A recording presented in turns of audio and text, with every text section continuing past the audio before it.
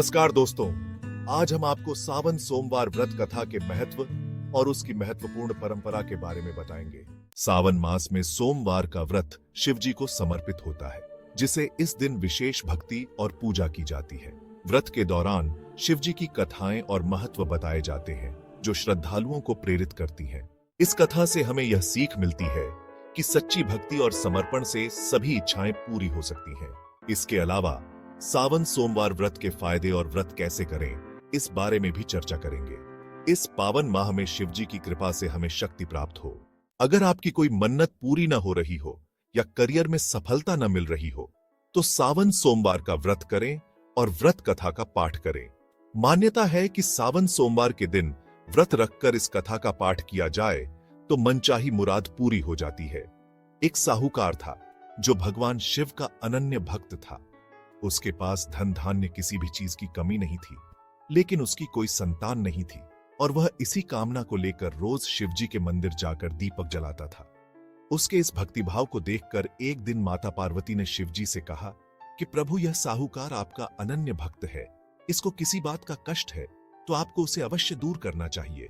शिव जी बोले कि हे पार्वती, इस साहूकार के पास पुत्र नहीं है, ये इसी से दुखी रहता है। माता पार्वती कहती हैं कि हे ईश्वर, कृपा करके इसे पुत्र का वरदान दे दीजिए। तब भोलेनाथ ने कहा कि हे पार्वती, साहूकार के भाग्य में पुत्र का योग नहीं है। ऐसे में अगर इसे पुत्र प्राप्ति का वरदान मिल भी गया तो वह केवल 12 वर्ष की आयु तक ही जीवित रहेगा। यह सुनने के बाद भी माता पार्वती ने कहा कि हे प्रभु, आपको इस साहूकार को पुत्र का वर देना ही होगा, अन्यथा भक्त क्यों आपकी सेवा पूजा करेंगे। माता के बार बार कहने से भोलेनाथ ने साहूकार को पुत्र का वरदान दिया, लेकिन यह भी कहा कि वह केवल 12 वर्ष तक ही जीवित रहेगा। साहूकार यह सारी बातें सुन रहा था, इसलिए उसे न तो खुशी हुई और न ही दुख। वह पहले की ही तरह भोलेनाथ की पूजा अर्चना करता रहा। उधर सेठानी गर्भवती हुई और 9वें महीने उसे सुंदर से बालक की प्राप्ति हुई। परिवार में खूब हर्षोल्लास मनाया गया, लेकिन साहूकार पहले ही की तरह रहा और उसने बालक की 12 वर्ष की आयु का जिक्र किसी से भी नहीं किया। जब बालक 11 वर्ष की आयु हो गई तो एक दिन साहूकार की सेठानी ने बालक के विवाह के लिए कहा। तो साहूकार ने कहा कि वह अभी बालक को पढ़ने के लिए काशी जी भेजेगा। इसके बाद उसने बालक के मामा जी को बुलाया और कहा कि इसे काशी पढ़ने के लिए ले जाओ और रास्ते में जिस भी स्थान पर रुकना वहां यज्ञ करते और ब्राह्मणों को भोजन कराते हुए आगे बढ़ना।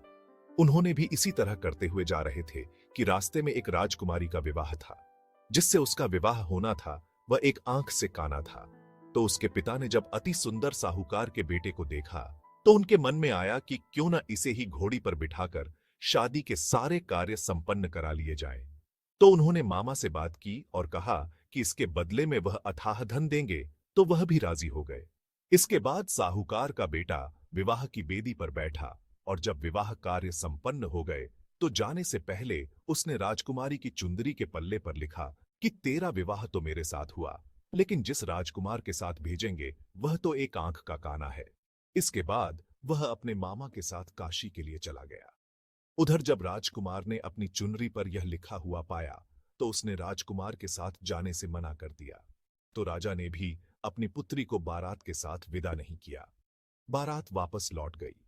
उधर मामा और भांजे काशी जी पहुंच गए थे। एक दिन जब मामा ने यज्ञ रचा रखा था और भांजा बहुत देर तक बाहर नहीं आया तो मामा ने अंदर जाकर देखा तो भांजे के प्राण निकल चुके थे। वह बहुत परेशान हुए, लेकिन सोचा कि अभी रोना पीटना मचाया तो ब्राह्मण चले जाएंगे और यज्ञ का कार्य अधूरा रह जाएगा। जब यज्ञ संपन्न हुआ तो मामा ने रोना पीटना शुरू किया। उसी समय शिव पार्वती उधर से जा रहे थे तो माता पार्वती ने शिवजी से पूछा, हे प्रभु, ये कौन रो रहा है। तभी उन्हें पता चलता है कि यह तो भोलेनाथ के आशीर्वाद से जन्मा साहूकार का पुत्र है। तब माता पार्वती कहती हैं कि हे स्वामी, इसे जीवित कर दें, अन्यथा रोते रोते इसके माता पिता के प्राण निकल जाएंगे। तब भोलेनाथ ने कहा कि हे पार्वती, इसकी आयु इतनी ही थी सो वह भोग चुका। लेकिन मां के बार बार आग्रह करने पर भोलेनाथ ने उसे जीवित कर दिया। लड़का ओम नम शिवाय करते हुए जी उठा और मामा भांजे दोनों ने ईश्वर को धन्यवाद दिया और अपनी नगरी की ओर लौटे। रास्ते में वही नगर पड़ा और राजकुमारी ने उन्हें पहचान लिया। तब राजा ने राजकुमारी को साहूकार के बेटे के साथ बहुत सारे धन धान्य के साथ विदा किया। उधर साहूकार और उसकी पत्नी छत पर बैठे थे। उन्होंने यह प्रण कर रखा था कि यदि उनका पुत्र सकुशल न लौटा तो वह छत से कूदकर अपने प्राण त्याग देंगे। तभी लड़के के मामा ने आकर साहूकार के बेटे और बहू के आने का समाचार सुनाया, लेकिन वे नहीं माने तो मामा ने शपथ पूर्वक कहा। तब तो दोनों को विश्वास हो गया और दोनों ने अपने बेटे बहू का स्वागत किया। उसी रात साहूकार को स्वप्न ने शिवजी ने दर्शन दिया और कहा कि तुम्हारे पूजन से मैं प्रसन्न हुआ। इसी प्रकार जो भी व्यक्ति इस कथा को पढ़ेगा या सुनेगा, उसके समस्त दुख दूर हो जाएंगे और मनोवांछित सभी कामनाओं की पूर्ति होगी। यदि आपको यह वीडियो पसंद आया हो तो कृपया लाइक करें, अपने दोस्तों के साथ शेयर करें और हमारे चैनल सनातन वार्ता को सब्सक्राइब करें। धन्यवाद। विश्वास की शक्ति को अनुभव करें सावन सोमवार व्रत कथा के साथ। जय भोलेनाथ। अगली बार फिर मिलेंगे अन्य धार्मिक और सांस्कृतिक विषयों के साथ। धन्यवाद।